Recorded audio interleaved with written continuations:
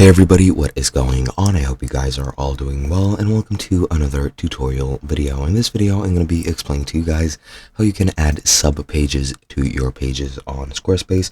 So let's get right into it. Now, if you have created any pages on your Squarespace site, you most likely will not be able to add any sub pages to them unless they are of a specific type. Now, that specific type is what I'm going to show you now. And first, let's go to our pages section. Here, I'm going to create a new page under not linked, and we're going to scroll down and we're going to select drop down. This is exactly what you need to use to have pages under a different page.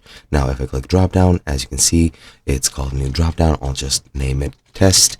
And now, for example, I'll just move contact over here into the drop down. And as you can see, now that is creating the sub page. I'm going to drag journal over there as well.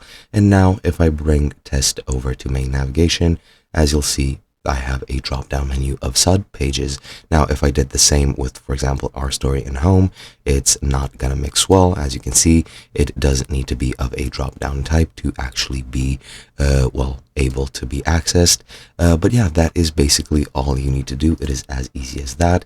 That is the only way in which I know where you can add subpages. You might be able to mess around with the CSS maybe, but in essence, that is pretty much it. As you'll see, that is now our subpage menu. And yeah, hope you guys enjoyed, and I'll be seeing you guys in another video.